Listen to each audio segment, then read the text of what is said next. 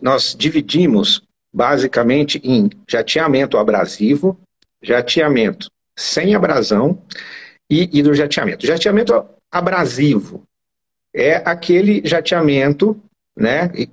Primeiro, o que é jateamento? Jatear o jateamento abrasivo, você pegar um determinado abrasivo, um material abrasivo, e você impelir esse material contra uma superfície a fim de você tratar essa superfície, de você limpar essa superfície e criar um perfil de rugosidade.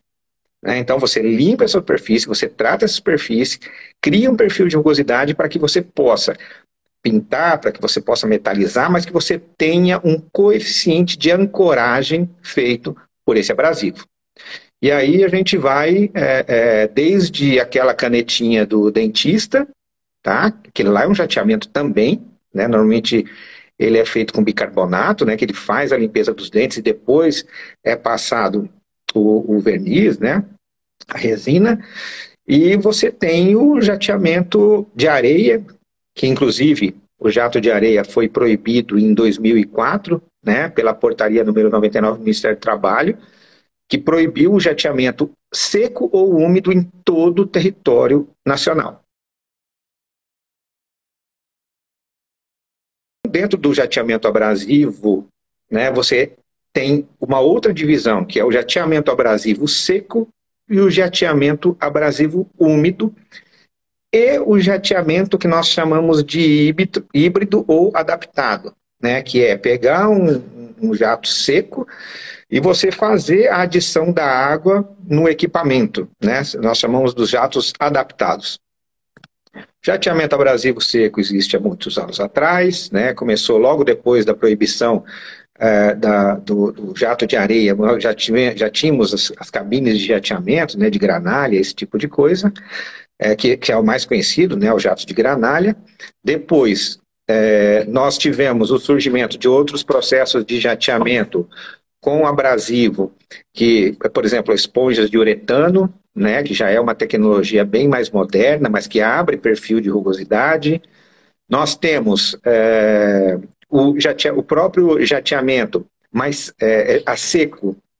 E aí aqueles equipamentos que utilizavam areia antigamente, eles começam a utilizar outros tipos de abrasivo, mas ainda secos, né? Como é o caso do abrasivo de rocha basáltica, principalmente de rocha basáltica, né? E outros tipos de abrasivo.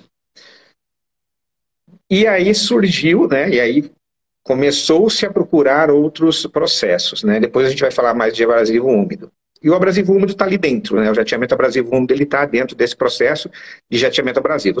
Você tem os jateamentos não abrasivos, por exemplo, o jateamento criogênico, que é o jateamento com gelo seco, né, com dióxido de carbono, que você faz a limpeza das superfícies, você jateia, por exemplo, um robô numa indústria automotiva ou uma máquina têxtil, você nunca vai poder usar um jato abrasivo nele enquanto ele estiver em produção ou dentro da linha de produção. Se ele for tirado para você recuperar, tudo bem. Mas você não pode. Então, existem soluções que fazem, por exemplo, o criogênico, que você consegue fazer o jateamento ali e você não agride a superfície. Ele tira a tinta, ele tira os hidrocarbonetos, né, elimina os hidrocarbonetos, mas ele não abre perfil de rugosidade. E o terceiro, que é o hidrojateamento, né? E o mais conhecido dos hidrojateamentos é o de ultra alta pressão da indústria mesmo, né? Pesada, né? Então, quando você fala em offshore, onshore, ele deu um boom, né? No Brasil aí, ao longo dos últimos 20 anos, grande, e ele é um jato que também não abre perfil de rugosidade, que ele é feito só com água. Né? E aí existem adaptações que você consegue fazer nos hidrojatos para que eles também façam o jateamento abrasivo, mas você não pode chamar isso de jateamento abrasivo úmido. Nós chamamos isso de hidrojateamento com adição de abrasivo.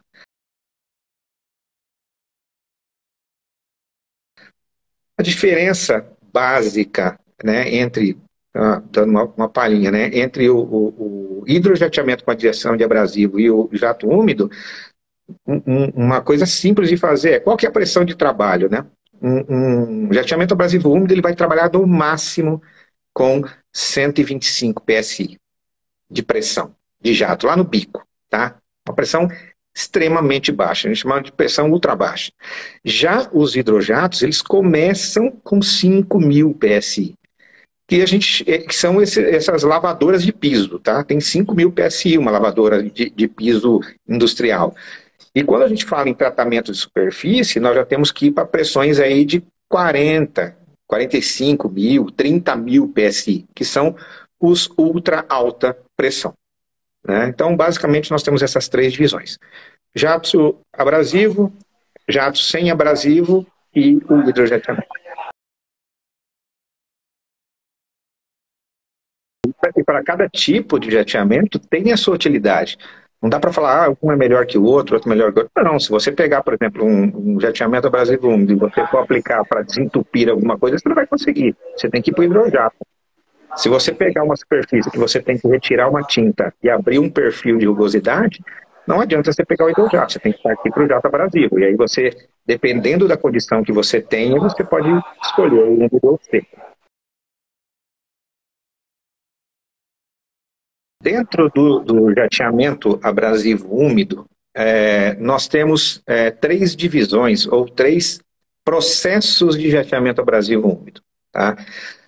O primeiro processo, que foi o que começou mais lá atrás, precursor do que nós temos hoje, né, que é a grande inovação de mercado, você começou pegando um equipamento de jato a seco e você adicionou água nesse processo de jateamento. Então, dentro todo o equipamento de jateamento, ele tem um vaso, né, um recipiente onde você põe o abrasivo dentro, certo? Então, os primeiros, né, que começaram a fazer o jateamento abrasivo úmido, então pegaram como é que eu vou chamar isso? Esse recipiente, vai, porque é um vaso sob pressão, na verdade, tá? Mas ele pegou esse recipiente de abrasivo, colocou água dentro, tentou jatear, não saiu nada. Poxa, temos que fazer a água misturar de alguma coisa, porque nós temos a finalidade única, exclusiva lá atrás, era se eliminar a poeira no jateamento, né? Então, foram criados três tipos de injeção. A primeira injeção de água foi no bico de jateamento, onde sai o abrasivo ali, em volta do bico de jateamento, colocar um chuveirinho. Então você pegava uma mangueira lá, da água da torneira, colocava lá, adaptava esse chuveirinho aqui. Então, conforme saía o abrasivo seco no bico, ele fazia aquele chuveirinho tentando aparar um pouco dessa poeira, né? Então essa foi o primeiro jeito, a forma de fazer. Depois, eles começaram a injetar a água dentro do bico. Então, fizeram um bico com uma entrada em diagonal e injetavam a água dentro do bico, misturando o abrasivo ali no bico. Já melhorou um pouquinho, né? Depois, eles começaram a fazer a injeção da água no começo da mangueira de jateamento. Porém, essa mangueira não podia ter uma distância muito grande, porque acabava virando uma lama e ocorrendo os entupimentos. Esse tipo quando você tem um equipamento que o fornecedor fala para você, o meu equipamento ele faz jato seco e úmido, tá? Então, basicamente, você tem ali o que a gente chama de slurry blast, tá? Que na tradução literal seria jateamento com lama, né?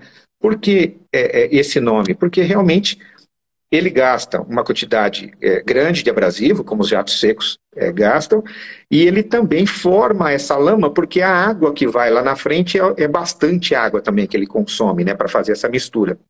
Então, deu-se o nome aí de Slurry Blast. Então, esses são os que a gente chama de jatos secos adaptados, né?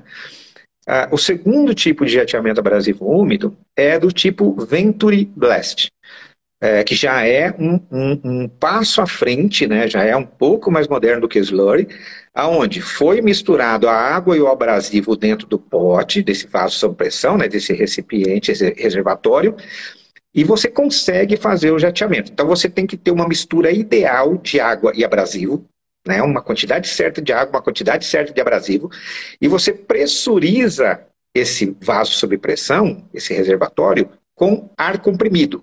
Então, esse ar comprimido empurra esse abrasivo para uma tubulação que joga ele dentro da mangueira, essa mistura.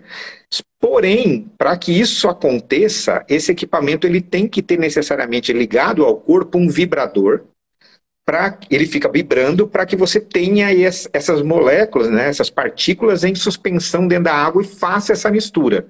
Como se fosse um liquidificador sem pás, mas com um vibradorzão ali fazendo esse negócio funcionar. Já foi uma evolução, os equipamentos já jateavam bem, porém tinha-se ainda o problema do quê?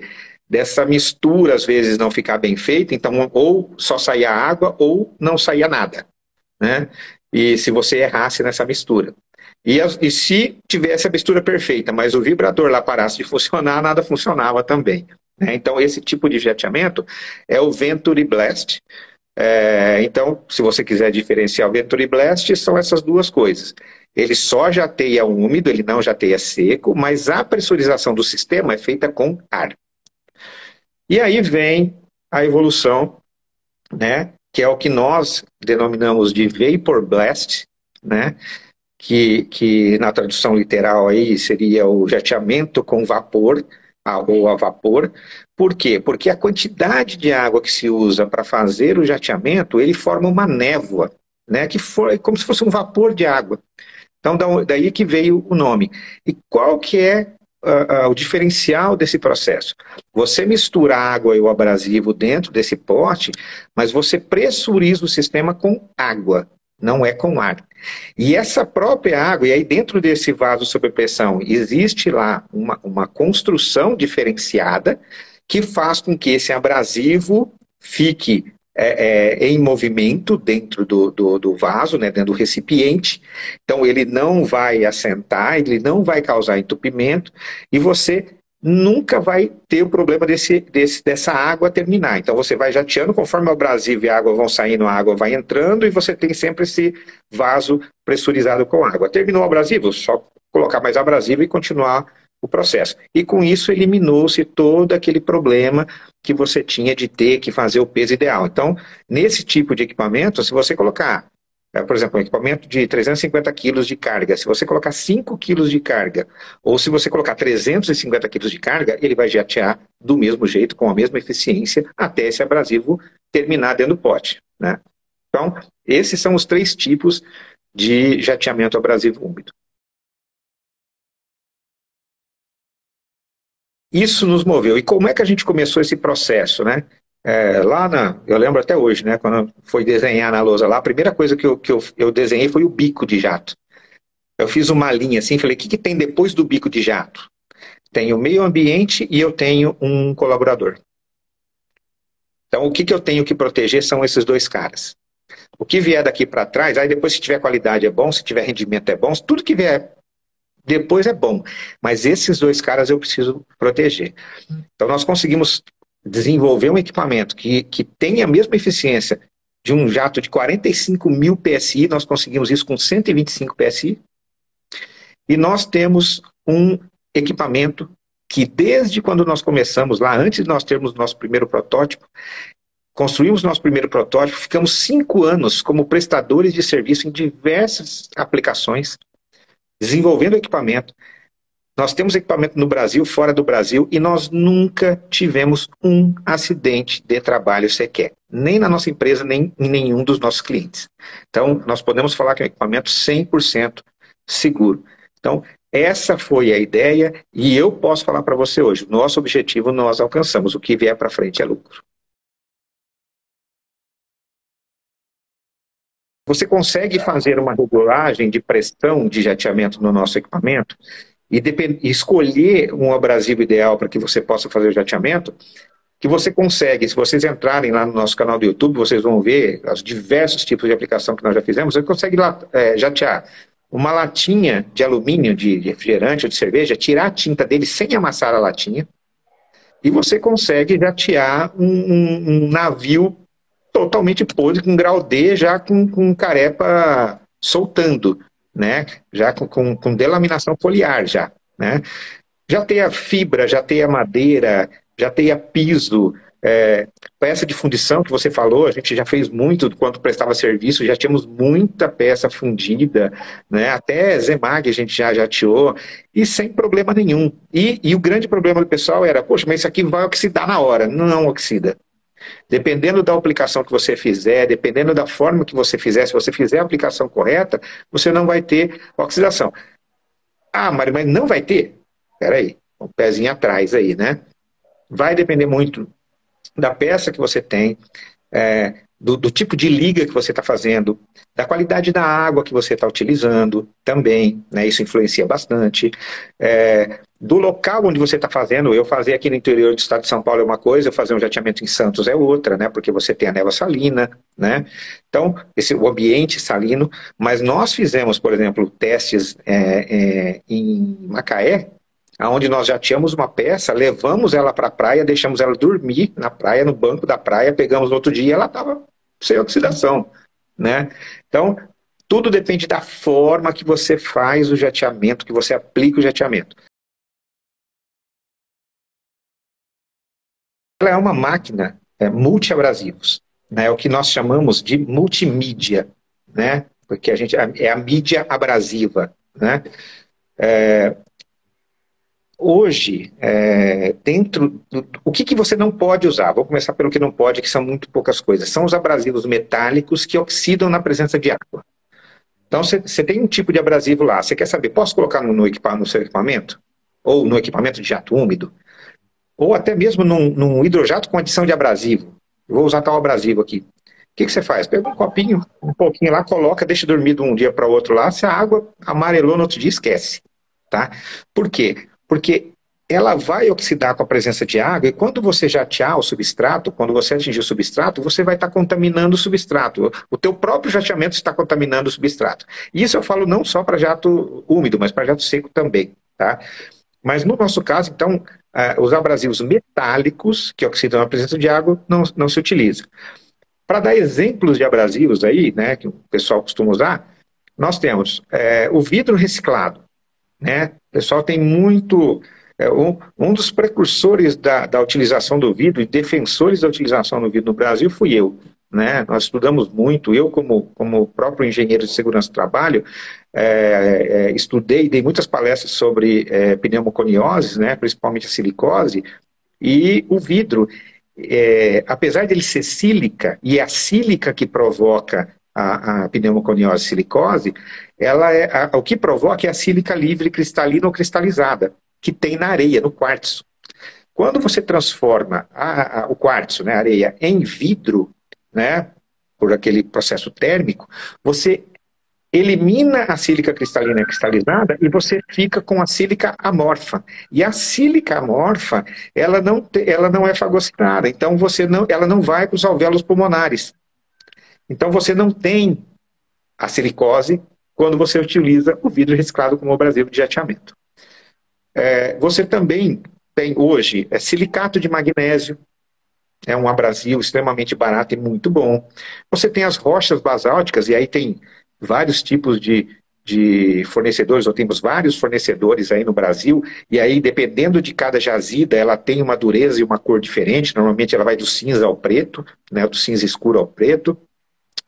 Você tem Ecoblast, você tem os abrasivos sinterizados, né, o Sinterblast, por exemplo, que são abrasivos que são endurecidos e você consegue reutilizar várias vezes. Então, escória, você tem um monte de abrasivos que você pode colocar, então, utilizar. Então, a pessoa, quando vem até a gente, nós damos toda essa assessoria para quê? Para que a pessoa possa adquirir o produto mais barato, que esteja mais próximo dele, para que ele não gaste tanto e ele possa utilizar aquilo que está próximo dele ali, na mão dele. Né? Então, que não utilizaria a única coisa seria as granalhas de ferro, né? Granalha de aço. Você tem, né? Eu esqueci de citar o óxido de alumínio, mas você pode usar também, né? Mas também existem a granalha de aço inox mesmo, né? Você tem as granalhas cerâmicas, também você pode utilizar. Então tem muita granalha no mercado que você pode utilizar. Para cada tipo de aplicação, você analisa para poder utilizar esse abrasivo. Quantas vezes eu vou poder reciclar esse abrasivo? Então você tem o custo do abrasivo e a quantidade de reciclagens. Mas como é que eu sei a quantidade de reciclagens? Perfil de rugosidade do projeto, ele exige? Ele exige um perfil de 50 a 90. Vamos dar um exemplo que é o mais comum, tá? 50 a 90 micrômetros de rugosidade. Perfil padrão para estrutura metálica, pintura de navio, pintura de estruturas offshore, onshore, por aí vai. Então você pega um abrasivo, por exemplo, de 0,8 a 1,2 milímetros, na primeira passada, vamos dizer, tá, que você tenha um equipamento que esteja trabalhando com um compressor de 300, 400 PCM. Nossa, ele vai te dar uma energia de atividade muito grande, tá?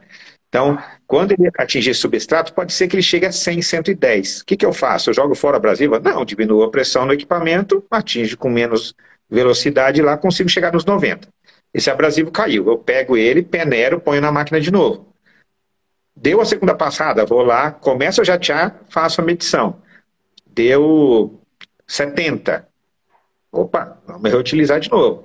Deu a terceira passada, caiu para 50. Opa, vamos reutilizar de novo. Deu a quarta passada, caiu para 40, começou a jatear, mediu 40. Opa, separa esse abrasivo. Ele pode ser até usado para outras coisas, tá? Para uma limpeza de piso, alguma coisa, mas para aquele projeto ele não serve mais. Então, pode ser que o projeto determine a quantidade de utilizações. Não tem quantidade de utilizações, meu projeto não pede rugosidade. Aí você vai utilizar esse produto até que, quando você colocar ele dentro do equipamento, ele começar a falhar o jateamento.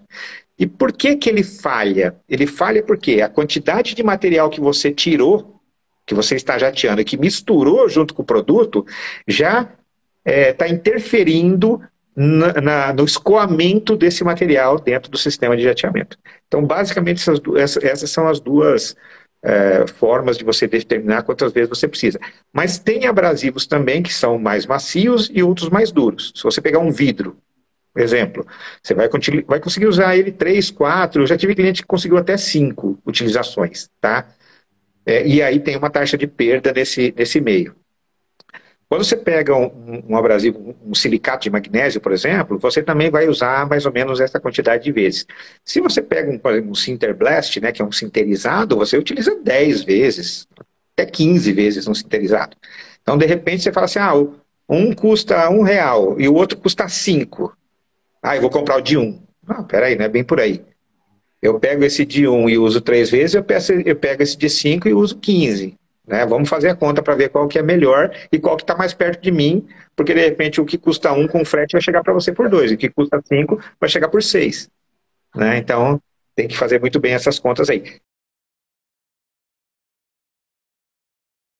O nosso equipamento ele foi desenvolvido para ser utilizado em áreas abertas, tá? Que é o grande problema que se tinha antigamente. Então, quando você está dentro de uma cabine, você tem ali tudo controlado, né? Está fechada, você está jateando lá com granalha ou com algum outro abrasivo, pode ser uma rocha basáltica, normalmente, e aí esse abrasivo ali, você está jateando, faz aquele poeirão lá dentro, você tem os exaustores que tentam eliminar isso aí, o cara está lá com máscara, armandado, ele está no meio daquela confusão ali, mas aquilo está enclausurado, né?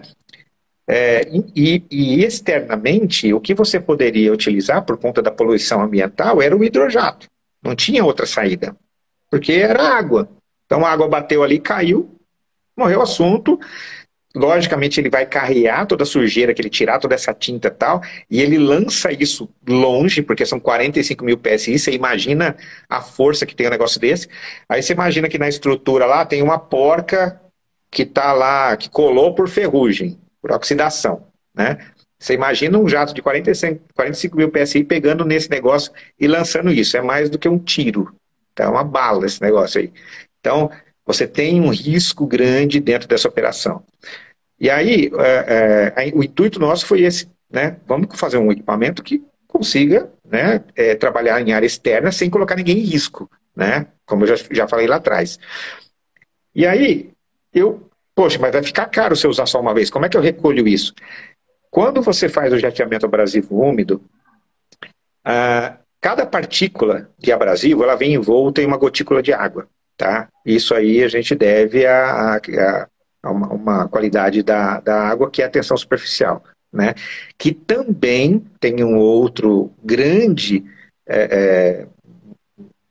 como é que eu vou te falar assim, uma outra grande vantagem que essa tensão superficial evita, né, ou diminui muito o desgaste de bico e mangueira de jato. Pra você ter uma ideia, tem cliente nosso que tem mangueira de jato. Eu tenho uma mangueira de jato que eu uso há 6 anos na minha empresa. Você pega um jato seco, ela não dura 6 meses.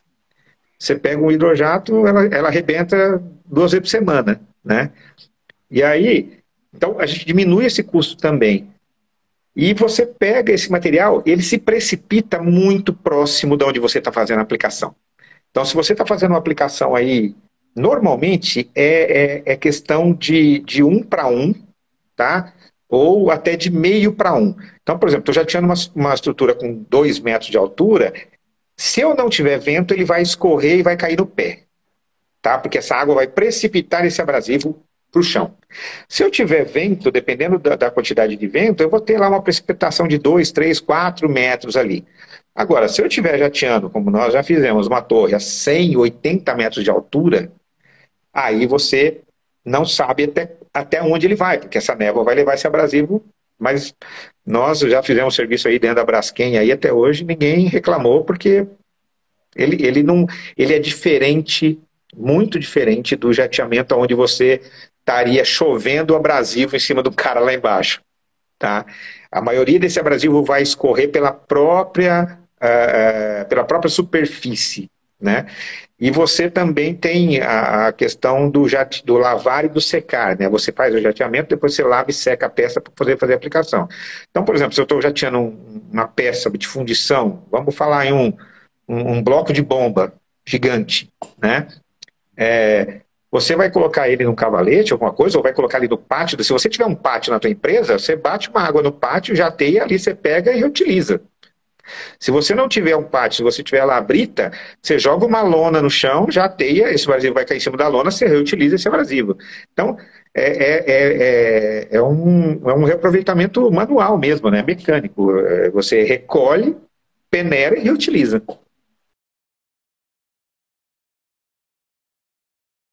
O consumo dele é 24 volts. Então, nós transformamos lá 110, 220 em 24 volts, o consumo é 0,35 kW dia. Tá, então esquece, energia você esquece. Em relação ao consumo de água e abrasivo, essa é uma pergunta interessante e eu quero até deixar uma dica, né, para o pessoal aí que está procurando um equipamento ou que vai procurar um equipamento, e isso aí é legal, é do mercado, né? O que eu falo de consumo, tá? 1 a 3 quilos por minuto de abrasivo, e nós temos um consumo de água que varia de 150 a 350 litros por hora. Quantos litros eu gasto por metro quadrado? Se você conversar com qualquer empresa que te ofereça um equipamento, e essa pessoa falar para você, o meu equipamento gasta, sei lá, 30 quilos por metro quadrado, e ele gasta X litros, em litros ele pode até falar, tá? Mais ou menos. E eu vou explicar por quê.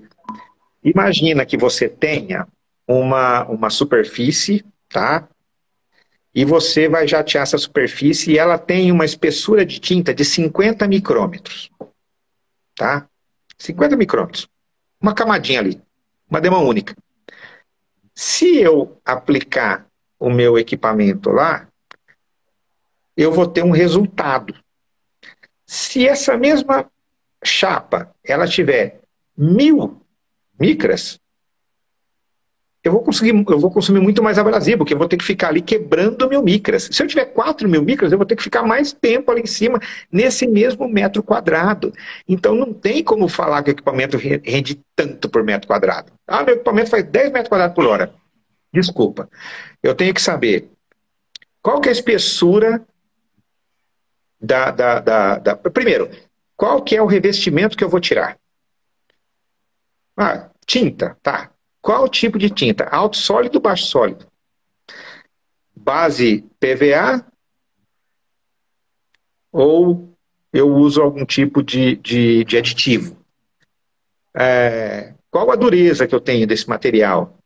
Qual que é a espessura que eu tenho desse material? Então já começa, isso aí só estamos falando do que eu vou tirar, tá? Aí nós vamos lá para outra ponta e perguntamos assim, tá, que você vai usar qual equipamento? Qual compressor? Qual que é a experiência do teu jatista? E aí você começa a fazer esse tipo de pergunta e a pessoa já se perde, ele nem sabe, né? Muita gente liga para mim e fala assim, ô Mário, eu preciso jatear um tanque, quantos metros quadrados o teu equipamento faz? E aí eu começo a perguntar para ele, o cara não sabia responder nada disso. Eu falei, então não tenho como te responder. Mas tá, então eu vou te dar um exemplo, tá? Então, ó, eu tenho lá uma pintura com 360 micras, um epóxi com alto sólido, tá? Com um revestimento PU, então eu tenho 260 mais 100. Eu tenho um equipamento, uma BB 3000, um tanque de 350 quilos de abrasivo. O abrasivo que eu vou usar vai ser sei lá, uma bauxita sinterizada. Eu vou colocar um compressor de 350 PCM, eu vou fazer com o meu operador, tá? Eu garanto para você um rendimento entre 8,5 e 10 metros quadrados por hora. Porque aí eu respondi tudo que eu. Tudo que tiver de dúvida ali, eu solucionei, eu sei já qual é o rendimento. Mas se ninguém passar essa informação para mim, e se você não passar a informação para o cara, não dá para falar. Nós temos um cliente nosso que nós conversamos, ele foi jatear um piso, 13 mil metros quadrados de piso, e era só limpeza. Falei, bom, vamos trabalhar com um abrasivo de 0,17 a 0,35, ele vai usar o VB 3000, um compressor de 300 PCM, tal, tal, tal.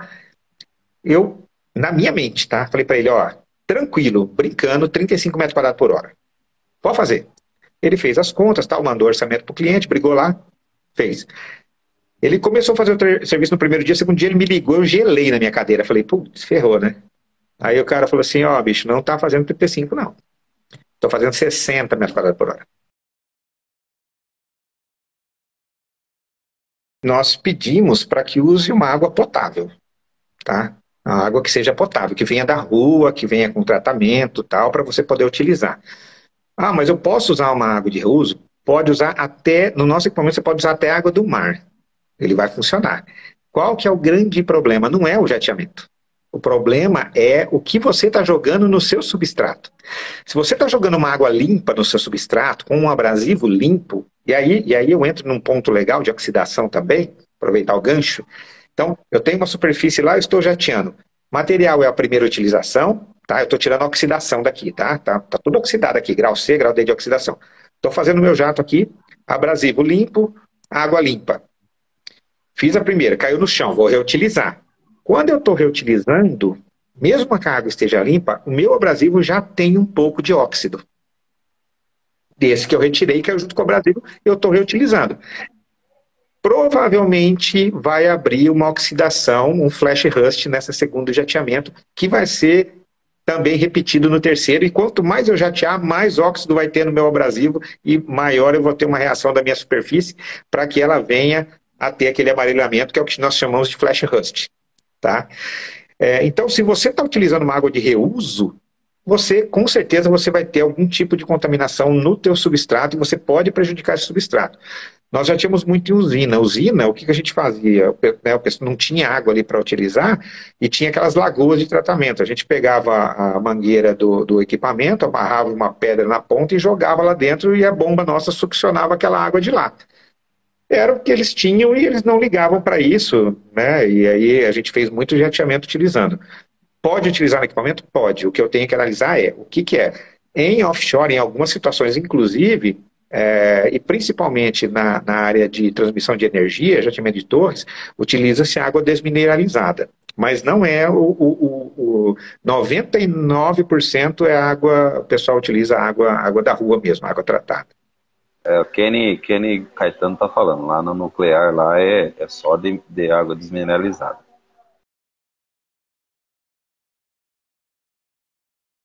Então vamos lá. Eu acho que as vantagens do nosso processo de jateamento, seja para o setor de fundição ou não, as vantagens são muito grandes, né?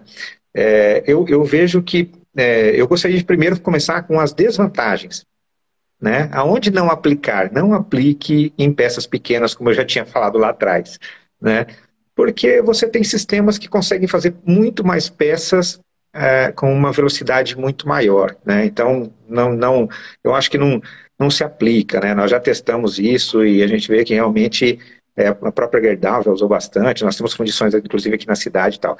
Mas para peças grandes, eu vejo que a mobilidade do nosso equipamento, acho que é um ponto crucial na área de fundição. Você ter um equipamento que você consegue mover esse equipamento ao invés de você mover a peça, né? Você, por exemplo, ter um pátio cheio de peças e você conseguir fazer todos os jateamentos de todas essas peças movimentando o equipamento ou não.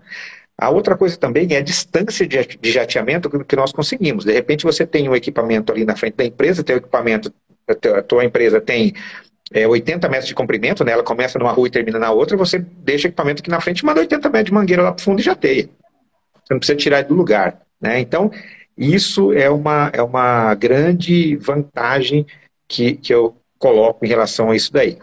A eficiência, a própria eficiência do jateamento, né? Como eu te disse, nós já tínhamos muita peça de fundição dentro da empresa e também tínhamos aquele pé atrás, né? Pô, mas será que vai oxidar? E eu garanto para vocês, não oxida. Inclusive, se vocês forem no nosso canal, tem lá vídeo de peça de fundição lá para vocês verem, né? Essa aplicação aí. Eu não sei aqui, a gente tem tanta. Eu acho que a outra grande vantagem é o baixo investimento, né? Frente a uma cabine de jateamento, é o tempo de instalação, né? Quando você está falando num projeto, né, que você está querendo melhorar teu processo, alguma coisa, se você for pensar hoje numa cabine de jateamento, se for uma cabine de jateamento, vamos falar, uma cabine de jateamento de 20 metros, 20 por 10, que é uma cabine padrão aí, se você não comprar aquela cabine pronta, tá? Metálica, que você chega e pum, bota lá na tua empresa lá, que vai te tomar um espaço de 20 por 10 da tua empresa, né? São 200 metros quadrados da tua empresa que vai embora, fora a área externa que você tem que ter pelo menos ali mais uns 7 por 20 para poder instalar toda a parte de captação de pó e todos os acessórios do lado externo.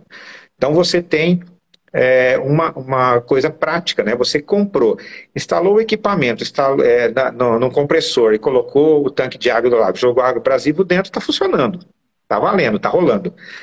A outra coisa é que não precisa de licença ambiental, né? Todas as empresas têm a licença inicial, tem a provisória e depois tem a licença de operação. Então toda empresa, né, correta tem uma licença lá. Com o nosso equipamento, o nosso processo, né, de jateamento, com esse processo de jateamento, e eu não falo por todas, porque dependendo de quem fabrica, ele tem uma caracterização diferente, mas o nosso equipamento ele é caracterizado como equipamento de limpeza de superfícies, e não como um equipamento de jateamento, né? Por quê? Porque ele é um equipamento que tem um diferencial e ele não tem classificação, então ele é classificado como limpeza de superfície. E aí você não precisa abrir um licenciamento para o jateamento, diferente dos outros processos, né? Você simplesmente vai lá pegar a tua relação de resíduos e vai colocar mais um resíduo lá que você vai tirar, que é o abrasivo que você vai usar. Só isso. E uma quantidade média de abrasivo que você tem ali. Atualizou essa lista de resíduos da tua empresa, morreu o assunto, não precisa de licenciamento. Então ela é muito prática para você poder fazer esse investimento aí, né? Baixa manutenção. O nosso equipamento, você sabe que você vai gastar um X lá por ano, né? A gente pede que pelo menos seja feita uma revisão anual no equipamento. Manda o equipamento lá na nossa empresa, nós fazemos lá, e aí você vai ter essa garantia aí, são 5 anos de garantia, você fazendo pelo menos uma revisão anual no equipamento. Então, cara, se eu fosse linkar aqui, eu tô com 27, tá bom, né?